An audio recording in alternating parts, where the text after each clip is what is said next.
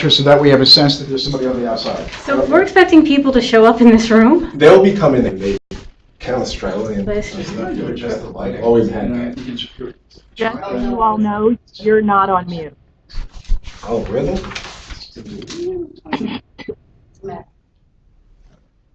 Oh, the light went up. Yeah, No, that wasn't you, that was me. It's the VTC view. It just, dims the lights in the front just a little bit. Okay. That way the so we images just muted it right now because someone just said we're not mute.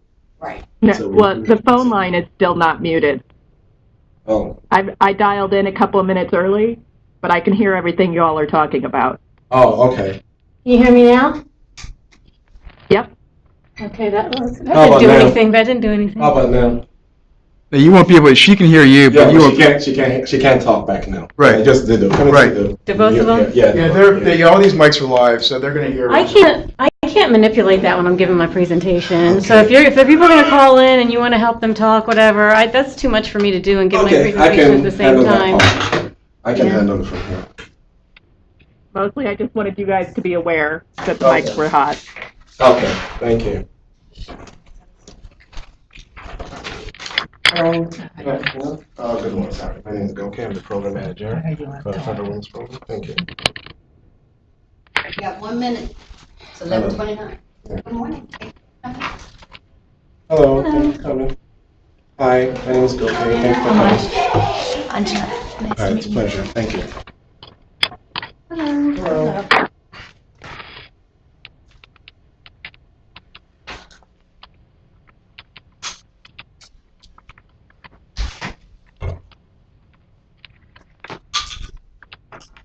Oh, good. I won't leave my blanket. It was cold in the other room that I was in.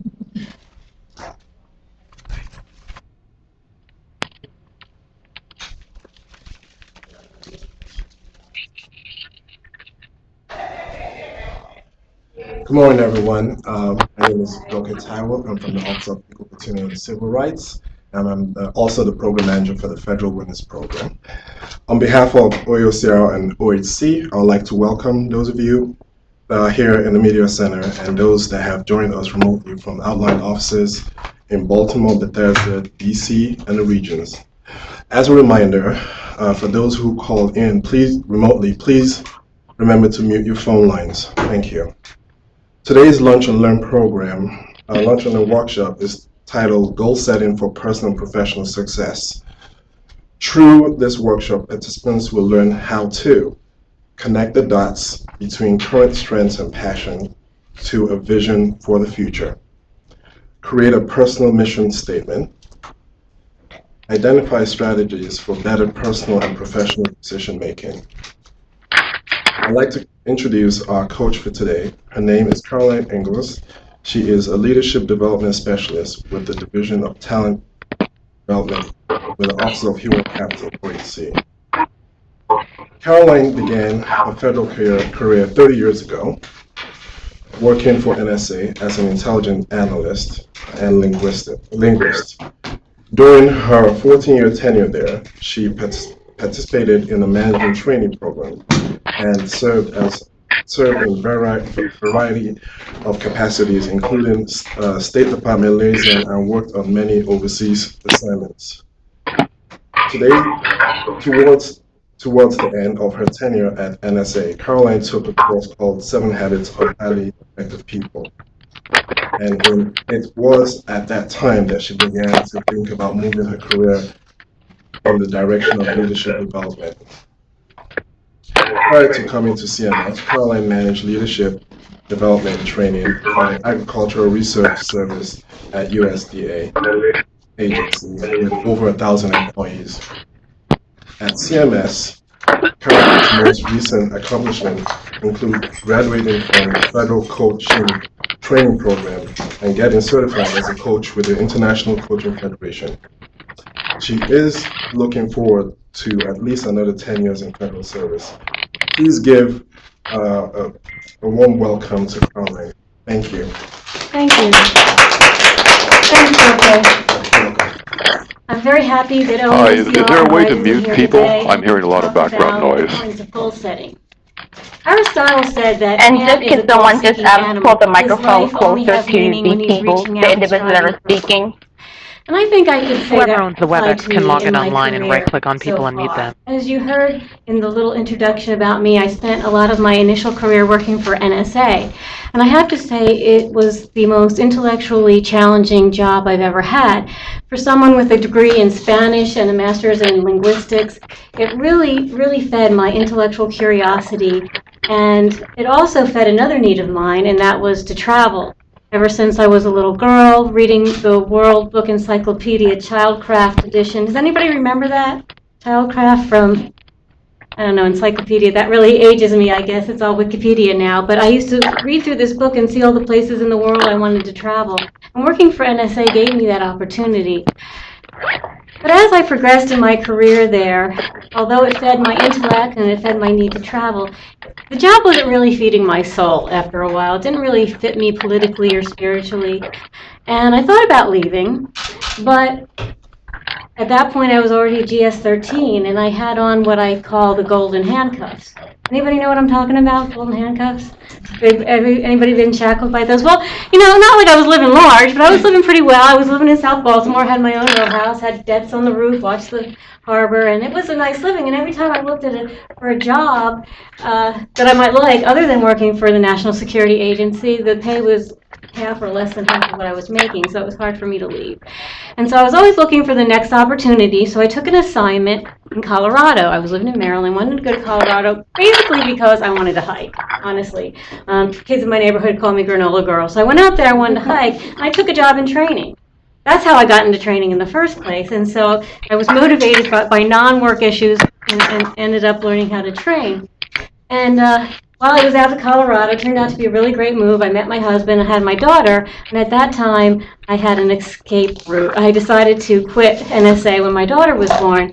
And as I said, I was thinking about going into leadership development, but I was also considering a couple other options. I've always really liked to write, so I thought maybe I'll go into writing. And I was really into environmental issues, maybe I'll do that. And so while my daughter was an infant, I took a course in how to write magazine articles, and within a year I had a couple articles published that I was paid for, and that was a great experience, but it really taught me that that's not what I wanted to do because it was really labor intensive, it didn't really pay very much, and you always had to be looking for somebody to publish your articles, which was super hard. So I'm like, I kind of checked that one off my list, and then I thought, well, what can I do with the environment? So I took a course at the University of Denver on ecology, and I wrote a paper on menhaden. Anybody know what menhaden is? It's a really important division of Chesapeake Bay. And when I moved back east, I actually applied for a job with the Alliance for the Chesapeake Bay, based on all my knowledge I learned writing that paper, and they wanted somebody who knew something about training, so I was able to combine these passions of mine. And I'll talk about that job a little later in the presentation. And so I did the writing, I did the environmental stuff, and then ultimately I ended up back in leadership development.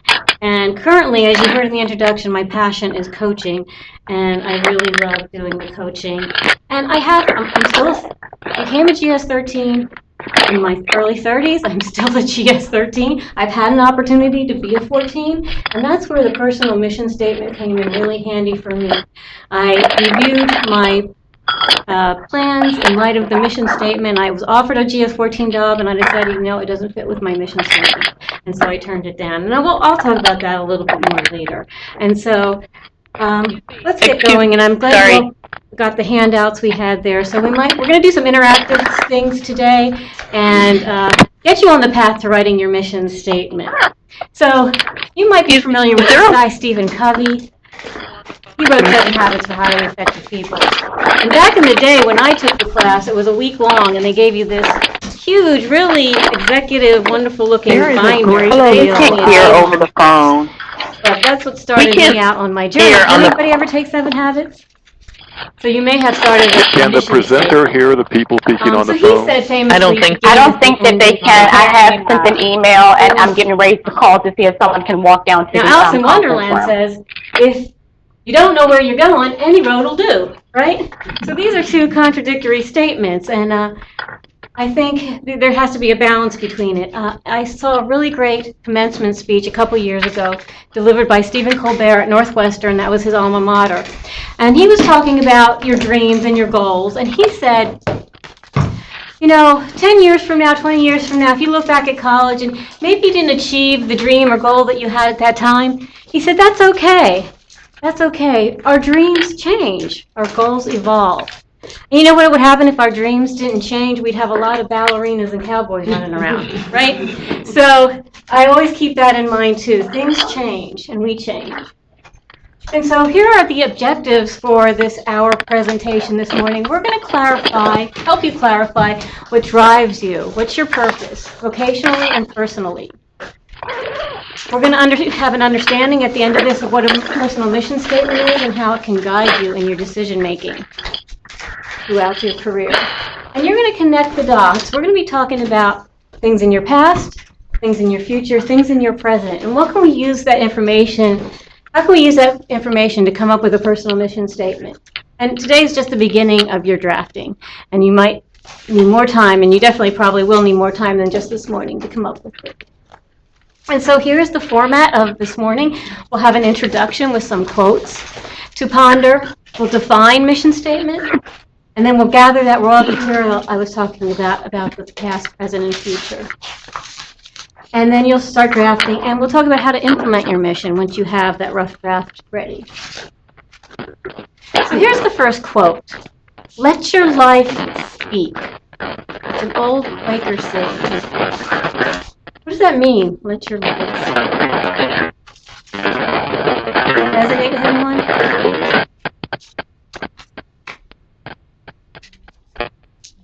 Go with the flow. Go with the flow? Let's see, let's expand upon that a little bit. This is a quote from Parker Palmer, Let Your Life Speak, Listening for the Voice of Vocation. Before you tell your life what you intend to do with it, listen for what it intends to do with you. I must listen to my life telling me who I am. I must listen for the truths and values at the heart of my own identity. Not the standards by which I must live, but the standards by which I cannot help but live if I am living my own life. There is a great gulf between the way my ego wants to identify me with its protective masks and self-serving fictions and my true self.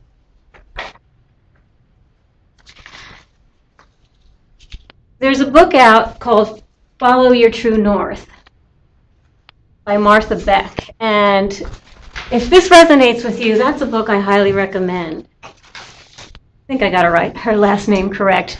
She has been on, as I read in the book cover, I didn't really ever hear of her before, but she's been on the Oprah show. She coaches Oprah, and it's a really great book. So if this is something you're struggling with, is a true self-identity, that book is great. Finding Your True North, or Your North Star, however she puts it. Okay, so what is a mission statement, and what can a mission statement do for you? The first benefit of the mission statement is self-knowledge.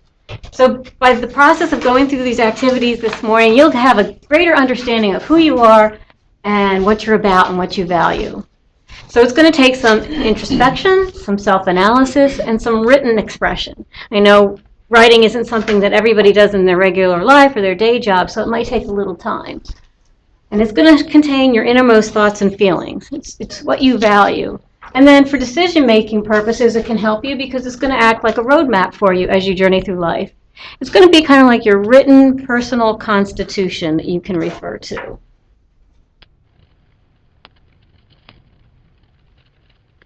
And so ultimately, either directly or indirectly, your mission statement is going to answer these following questions. What do I want to be? What do I want to do? And what do I value? So here's a quote from a book on coactive coaching. Life purpose is the reason we are on this planet. It is the thing we are meant to accomplish, the gift we are meant to bring. And in coaching, we have a philosophy, and the philosophy that everyone is creative, sufficient, and whole. Everybody has within them what they need to succeed. I'm sorry, we're getting a lot of complaints on the phone. If the people on the phone can please mute their phones so everyone can hear, we appreciate it. Again, please mute your phones. Thank you. That's okay. So the idea that we're all creative, sufficient, and whole is really an empowering idea, and that we have whatever it takes within us, kind of like Dorothy and her ruby slippers, to get where we need to go. And so we're going to be using these clues I mentioned earlier to find out what motivates you, and you can use your mission statement to help you get back on track should you get lost along the way. So here's another quote for you to think about, and this is by the author of What Color is My Parachute, which is a book on career development and career discovery. It's been around for 40 or 50 years. It's been around a long, long time. Here's a quote. It says, "Some parts of our mission here on Earth are shared by all human beings. For example, we are sent here to bring more gratitude, more kindness, more forgiveness, and more love into the world. We share this mission because the task is too large to be accomplished by just one person." We need also to unlearn the idea that our unique mission must consist of something, some achievement, which all the world will see. Neither we nor those who watch our lives will always know that we have achieved. Can I everybody think for please me, mute their the phones? issue If you're in the mission cafeteria or somewhere, please mute your phones. 13, it really goes to that. It doesn't matter what other people see or don't see. It matters what I value, what I've accomplished, and the satisfaction I have in my life.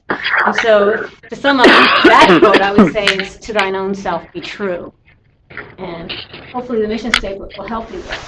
So I was really psyched about coming to talk to you today because it gives me a chance to talk about Mihaly Csikszentmihalyi. Anytime I can talk about him, I'm really happy.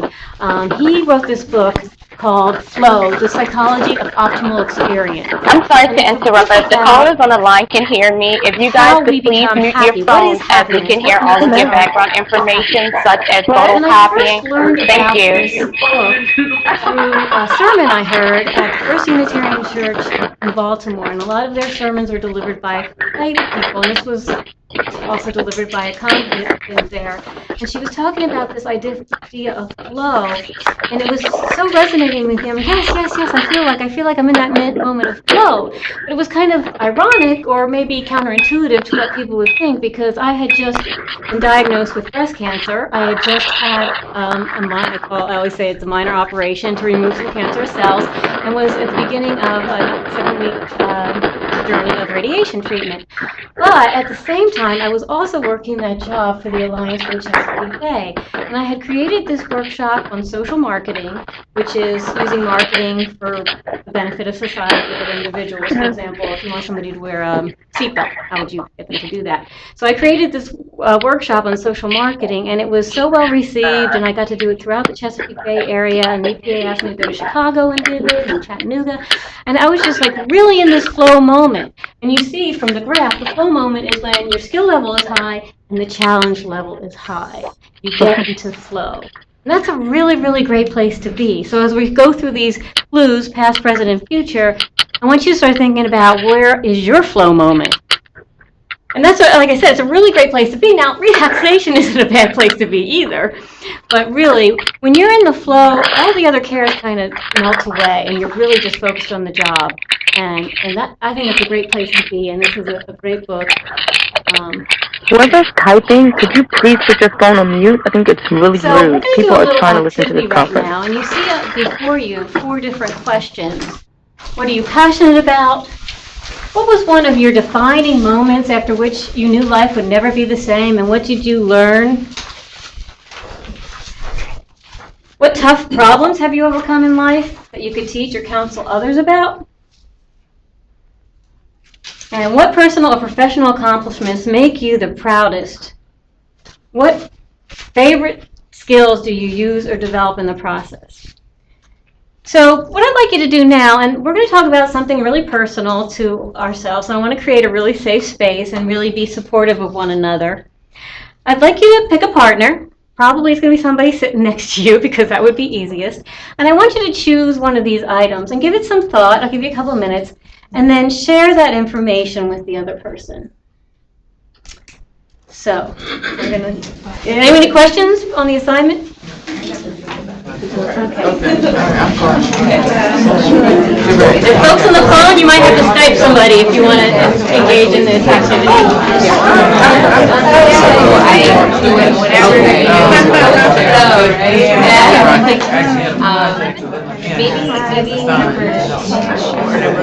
And if we can have a threesome if you'd like to join somebody. Try it. So we left the outside lines, so there's not an interruption. So the option would be we can cut that audio off, so that way they can have some. I don't hear any of the disturbance. No, you don't.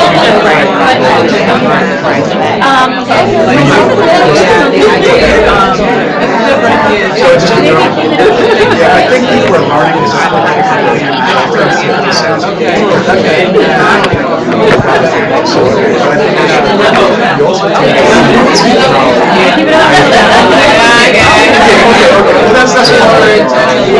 That's what I think they probably told each other.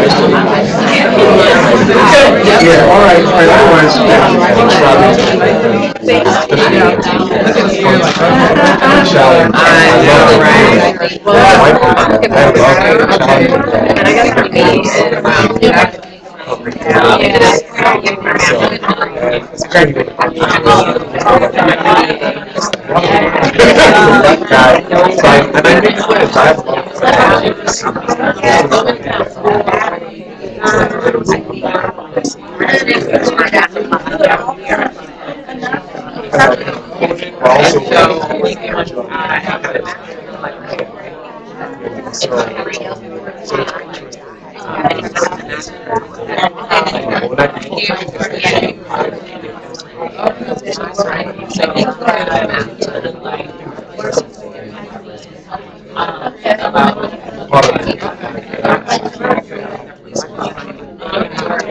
Oh, yeah. I know. That's a problem that I And I mean, yeah, at that time, I was like, you know what? And I like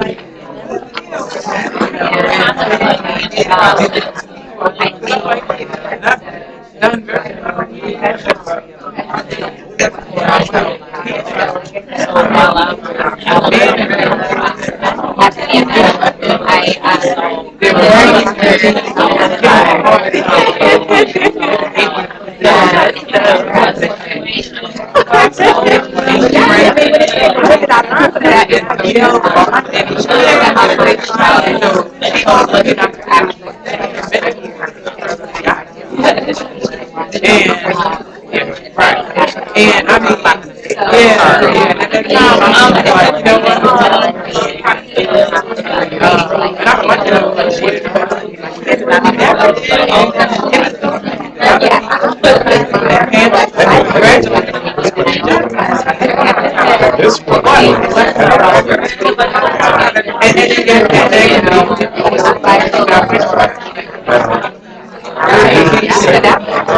In the front office.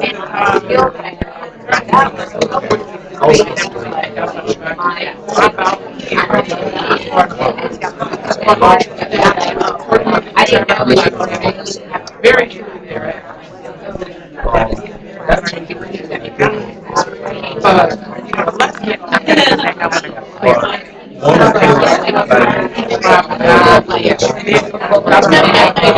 And then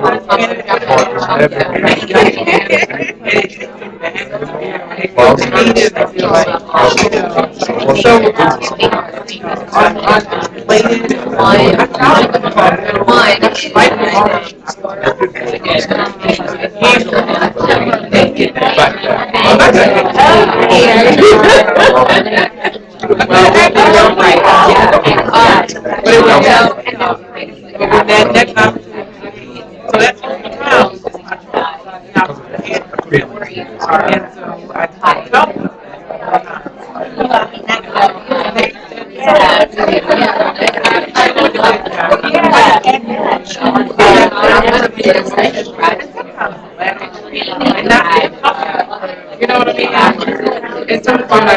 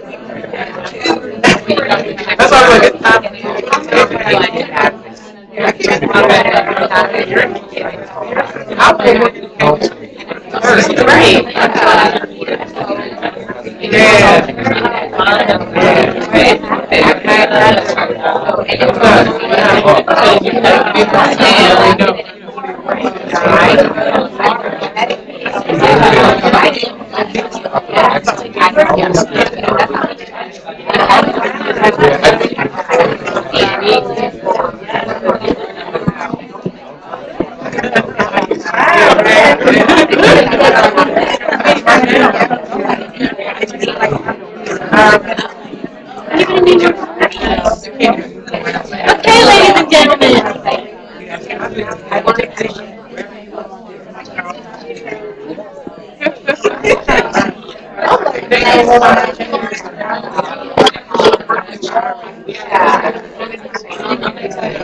Ladies and gentlemen, if I may have your attention.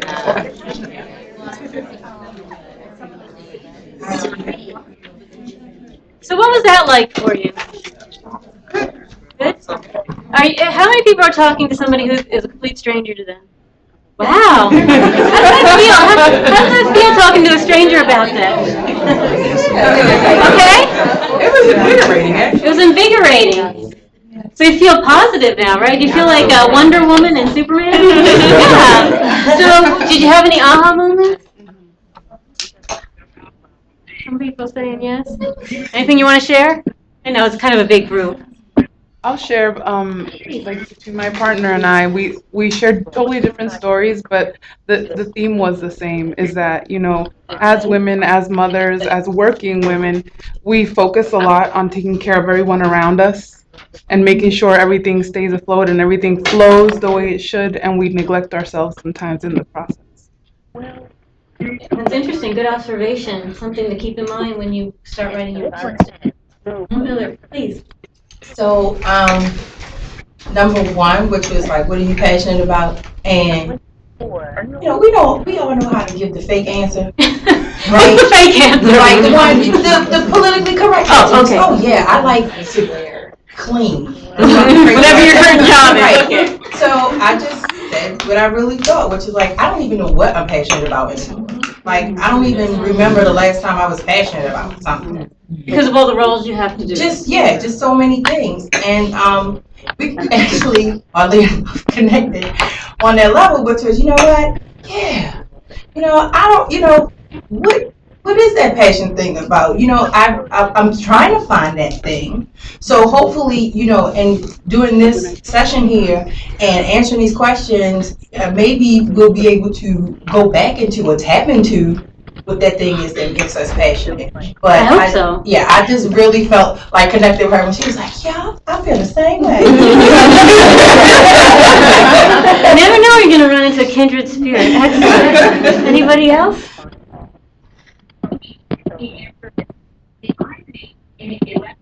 Okay, so let's look at the next slide here. This is just drilling a little deeper. It's similar to what some of you might have already discussed, but it's identifying one of your all-time favorite work projects. or roles. A time when you felt most alive and were doing some of your best work. What was the challenge or project, and what kind of things did you do, actions you took to meet it? What were the results? So I try to balance my introverts with my extroverts. So introverts, if you want to work on that independently, you can. Extroverts, if you want to talk about it with people, you can. So whatever works for you. Take a minute and think about your all-time favorite work project. So if some people are grappling with what their passion is, this might help. I'll give you a few minutes on that one.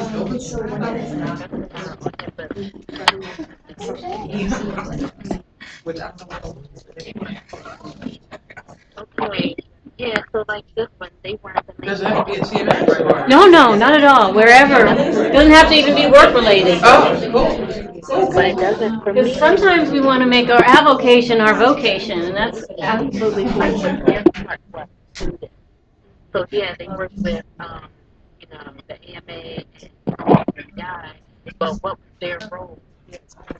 Yeah.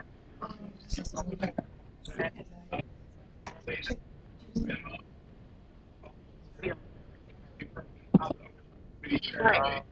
They're just giving an overview of what the project was.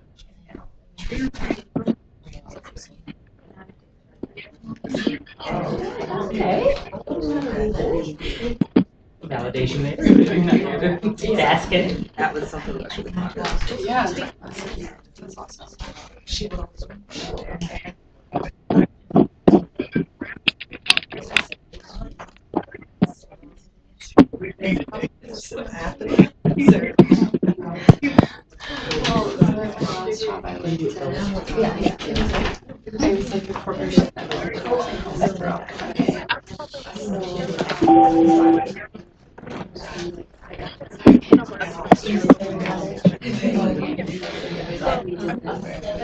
Okay, so that's something you can develop and work more on as we go through the morning, and then afterwards when you're working more on your mission statement. So we've talked right now about the past. Now we're going to move to the future, and we're going to do a visualization exercise. Yeah, that one.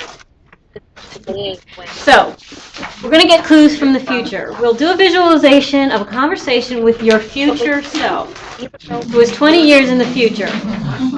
You've been very successful. You've had a real impact on the world, so congratulations. Just experience the visualization, and then you'll have some time afterwards to discuss and take notes. So this is a kind of a right brain activity. It's from Coactive Coaching. It's based on brain science. We're trying to get you on an intuitive gut level to come up with some things that might help you decide what your mission and passion should be. So here's what it's going to be like. First, we're going to do a breathing exercise just to have you all center. And then we're going to have this journey of yourself in 20 years from now, and I'll have you closing your eyes and going to a lovely place.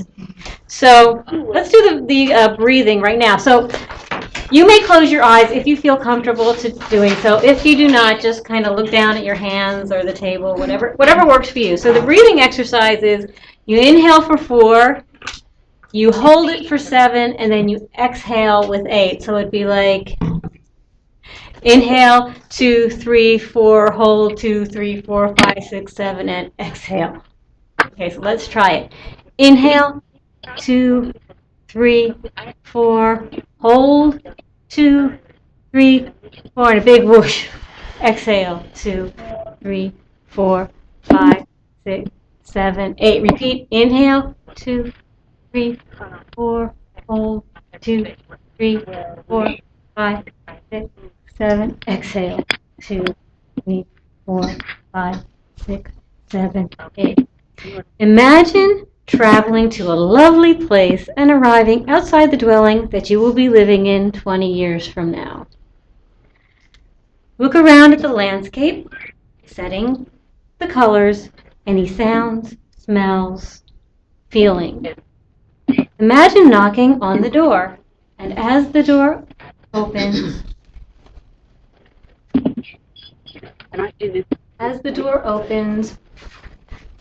your older self greets you warmly. Notice what you look like and sound like. what the interior looks like, and then sit down with yourself for a nice conversation. You're going to ask yourself 3 different questions. Question number 1. What is the most important thing you have learned in these 20 years that you would like me to know? I'll read the 3 questions and I'll give you time to think about. Question 2. What needs to be released or let go of in order for me to accomplish my mission as I see it? And question 3, what does it matter as much as I think it does? So 1, what have I learned in 20 years? 2, what do I need to let go of? And 3, what does it matter?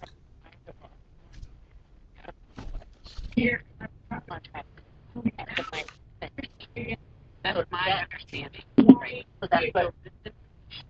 I think I think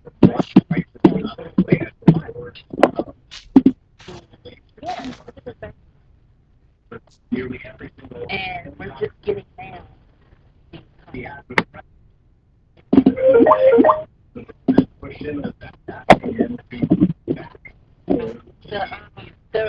The reminder, the question for that, because I was sending an extra to create a spreadsheet for the reminder, so it can be sent out.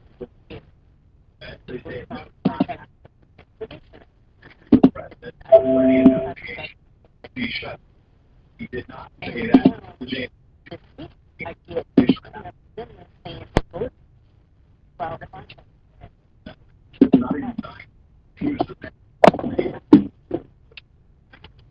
Has this clock ended? Oh, Claire?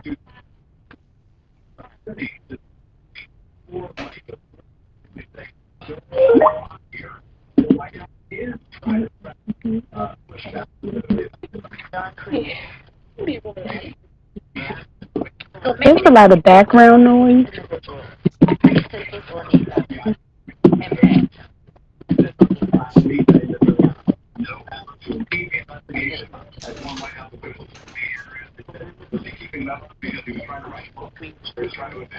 And like this one was just on the cloud.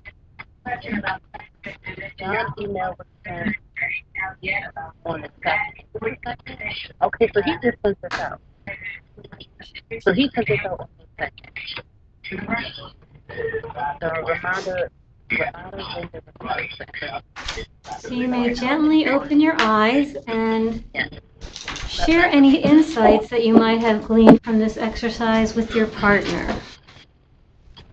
I know for me that what doesn't matter as much as I think it does is like my hair. Caroline, people do not care about your hair. Stop worrying about your hair. So I don't know. So share your insights with your partner. Wow.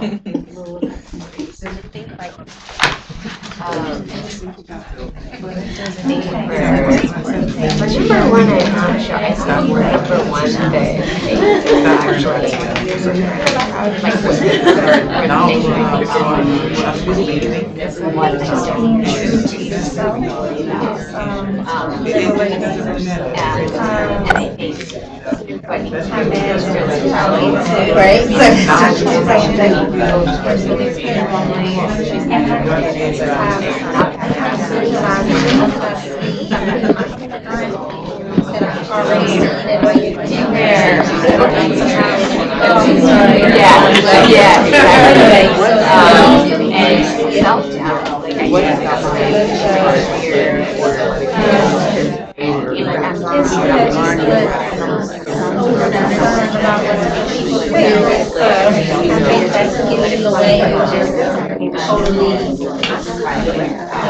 Being free and whatever it is that I made that day, I come a lot of business what I do, and then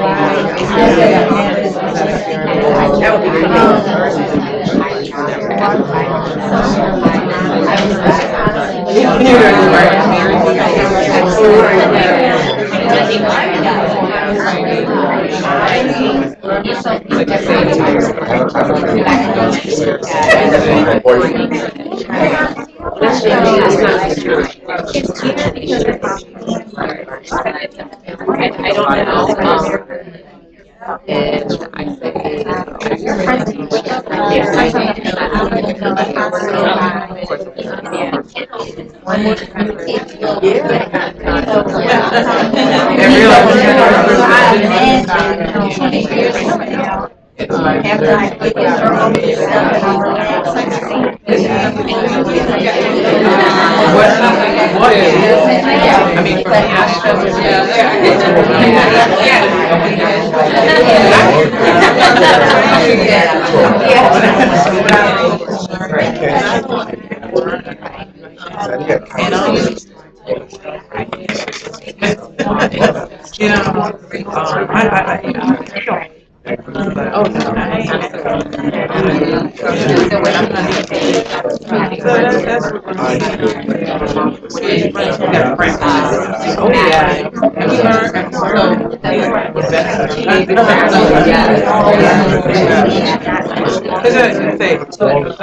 I wanted to ask people on the phone, if you're listening, do you have any questions you want to ask while the group is working on their assignment?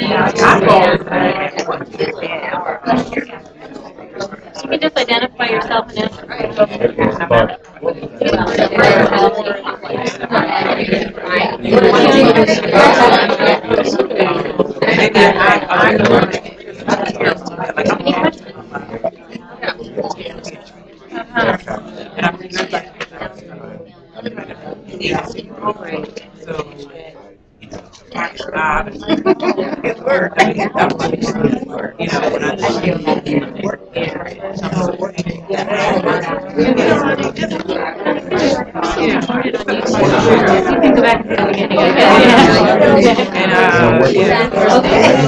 And I take it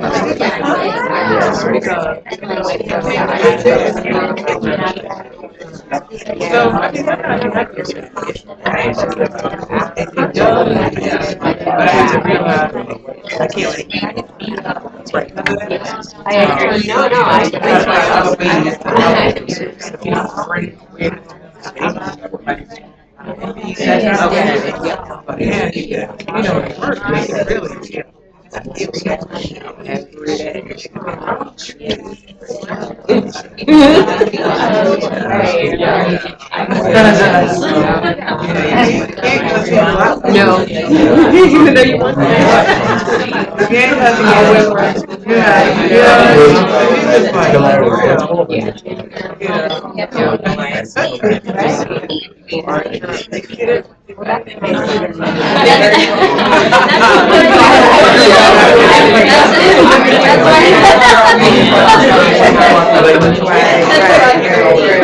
One of them I did a break when you went away.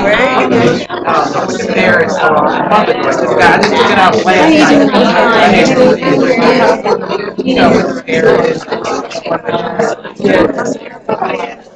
Yeah, I have heard that. Okay, ladies and gentlemen, if I may draw your attention back again,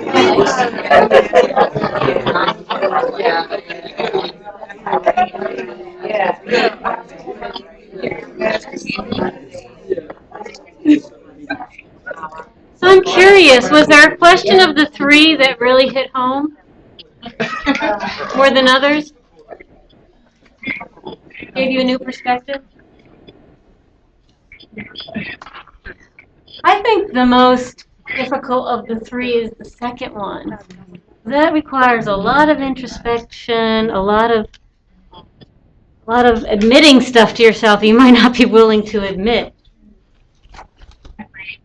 Anybody have an aha moment? Stuff starting to break loose? You're getting closer to what might be your mission? This is supposed to be what they had sitting there. So I didn't know if anybody was trying to ask a question there. So we're going to move on. We did the past. We did the future. Now we're going to talk about the present. And you can see from your handout we have a total of 8 different questions there. And so if you're still grappling with what your mission is going to be, I would say select 1 to 3 of these questions to answer. And the first one is a peak moment. So maybe you already answered that in some of the other questions, but it's very specific to something that happened recently. The second one, beyond food, shelter, and companionship, what else must you have or a part of you will die? What do you feel compelled to do and loving doing so much you would do it for free? I can say that about my job. I would do this for free, so I really love my job. What do you long to do if money and time were no object? What specific groups of people, as we move on to the next one, what specific groups of people do you have a particular passion for? What needs in the world are you motivated to meet? What historical figures have inspired you? What do you admire about them? What do you see as your role in your local community, your country, the world? What's missing in your life? What would make it more fulfilling? So take one or two and answer those and see where you end up.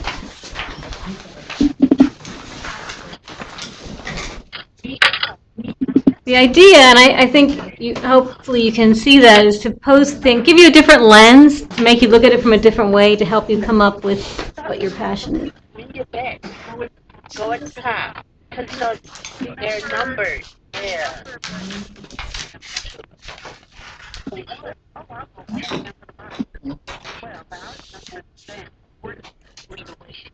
Right.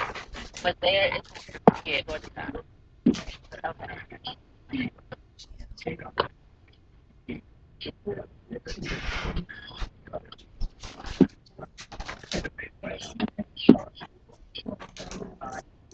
Yeah, I have seen that.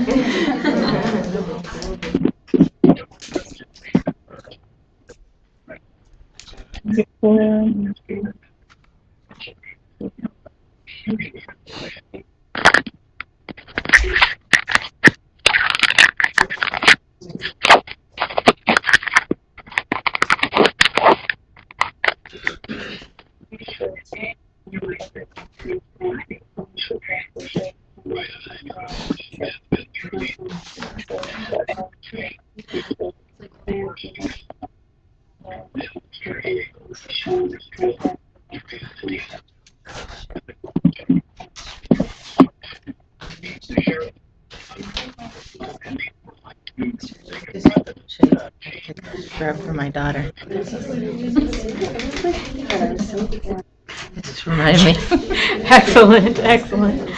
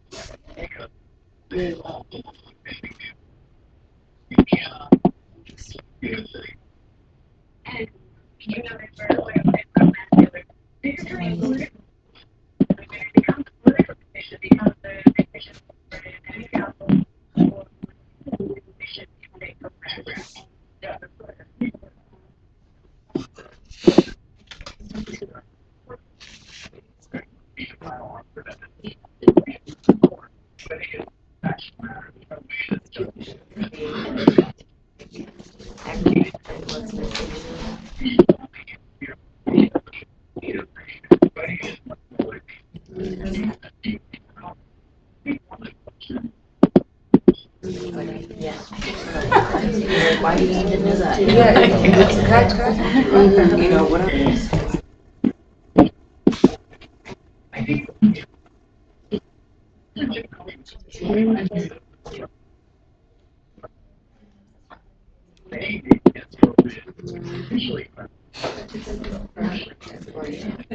So I see a lot of people writing things down. I'm curious if anybody answered question number 2, the thing that you can't live without, and wouldn't mind sharing it. Anybody pick that one? Yes. I put down challenges and activity. Right, so if you didn't have a challenge, you'd kind of wither and die. Oh, yeah. Yeah, absolutely. And activities. And you're kind of similar, just personal growth, learning new things, exploring new challenges. Great. I think mine was similar. I said ambition and hope. Well, you can't live without hope, and ambition keeps you motivated. Excellent, excellent. It's funny, when I was reading those, I didn't think of those things, but they're awesome. I was thinking more about nature, because if I don't have nature, if I can't go out and walk in nature, I just really need that. I like living in the city, but I need that also. What about the historical figure? Did anybody do that one? Think about that one.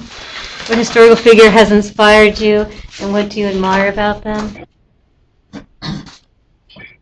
I actually thought the not just JFK and what astronaut the Kennedy family actually pretty inspiring, right? You know, doing so much for the special Olympics, so many different things. It's just kind of inspiring. Yeah. Excellent. Thanks for sharing that. Yes. Piggybacking off that, I chose Sergeant Shriver, the head of the first Peace Corps, and so totally JFK's vision. So I'm proud of that. Great. Anybody else? For me, Theodore Roosevelt, he actually changed the United States and brought it to global powers it is right now. His vision, first of all, changing the name. Spoke of building up the Navy, even though it was an army and stuff. He was also the one who changed the way the police is, starting with the New York police when he was a commissioner and governor.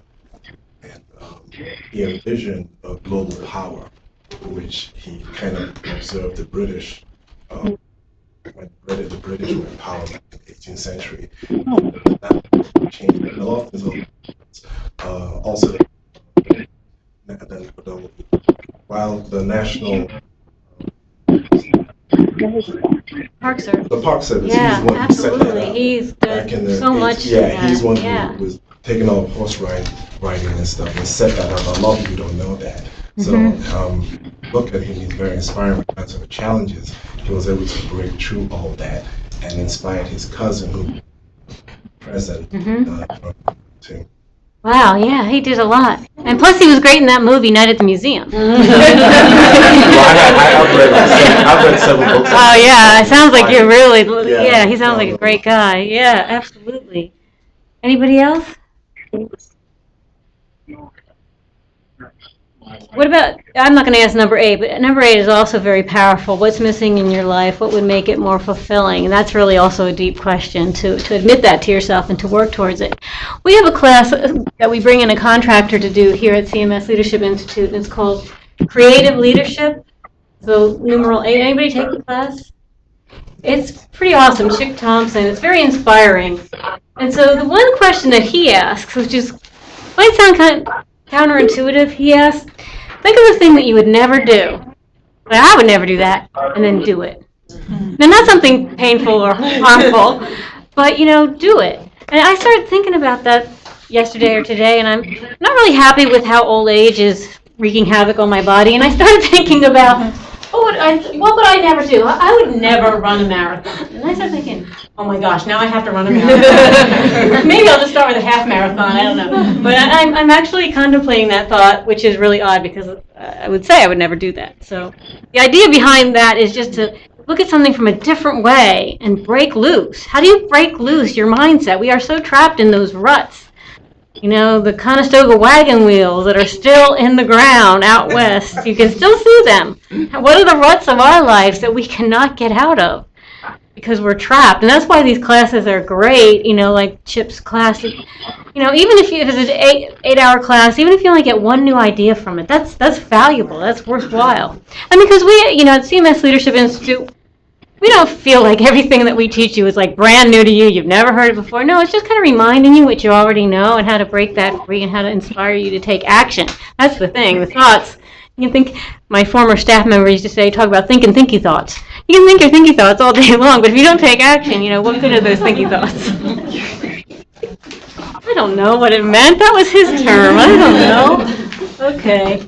And so now, it's the time to connect all those dots that you just drew in your past, present, and future, and how can you begin drafting your statement? And so I expect that you're going to do this after you leave today. We don't have enough time for you to complete it thoroughly today, but keep an open mind.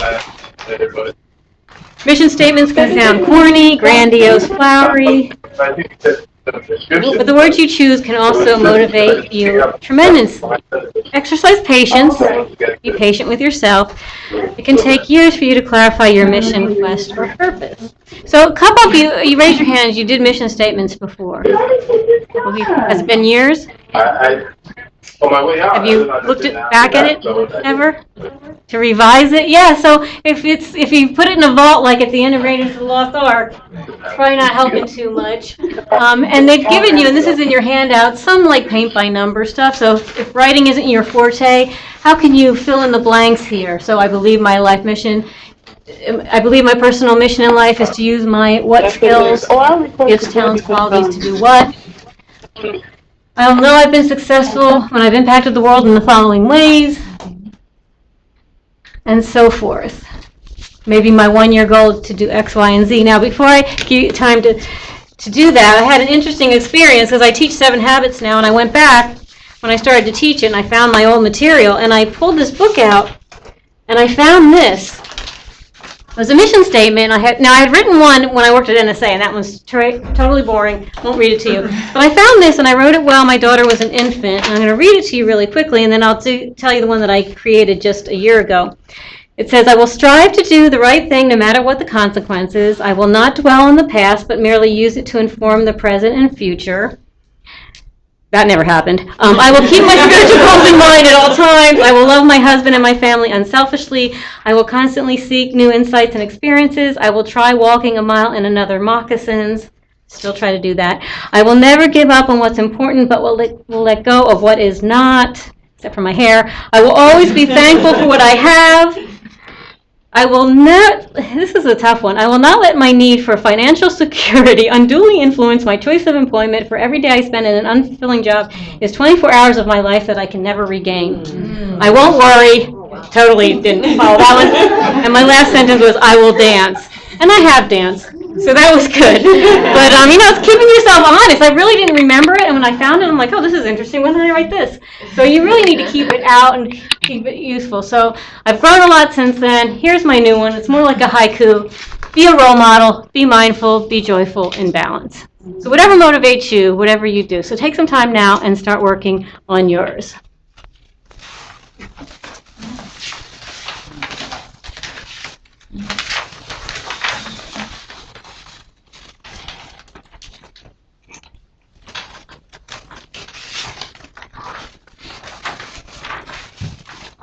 I'm literally just going to give you a minute before I wrap up. So if you have some ideas you don't want to forget, jot them down really quickly.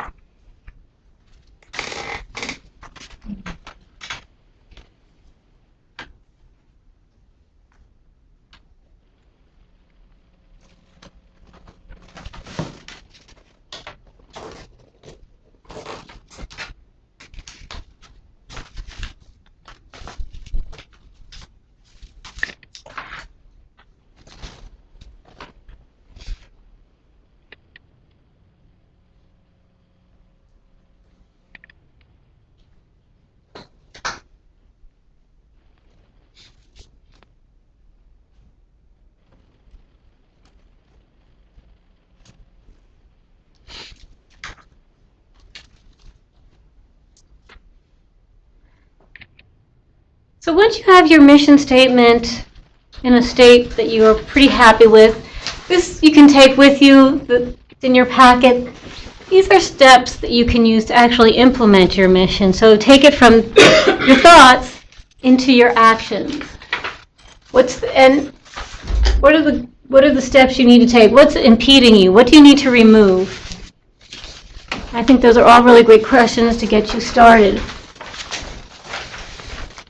And by the way, if anybody wants to email me afterwards, if they want a little coaching, or if you want to share your mission statement with me, I would love to hear how you're doing.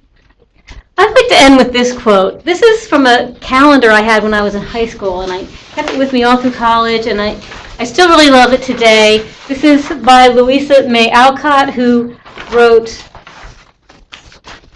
Little Women, one of the great, I think, early feminist books. Far away in the sunshine are my highest aspirations.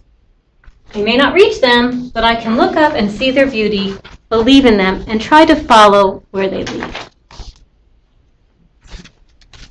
So I hope that's inspiring to you, and I wish you the best of luck. And it was so great meeting you here today. Thank you.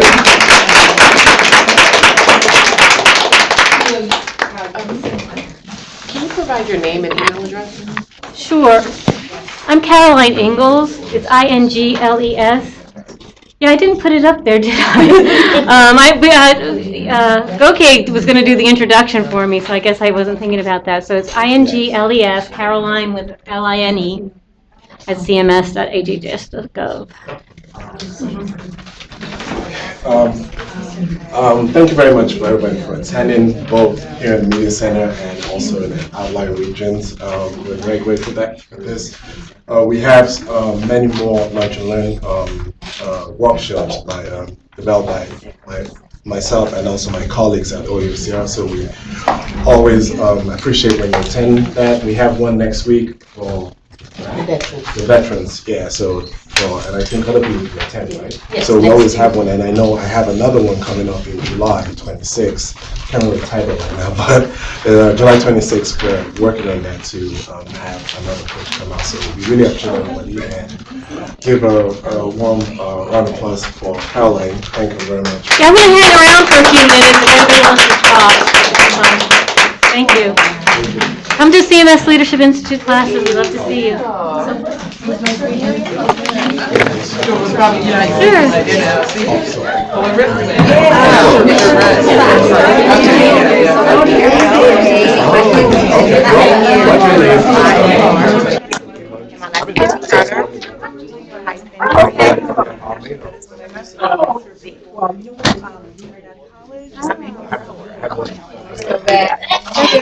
So there's a program to help people read. We have somebody out front. Yeah. Here's some of that.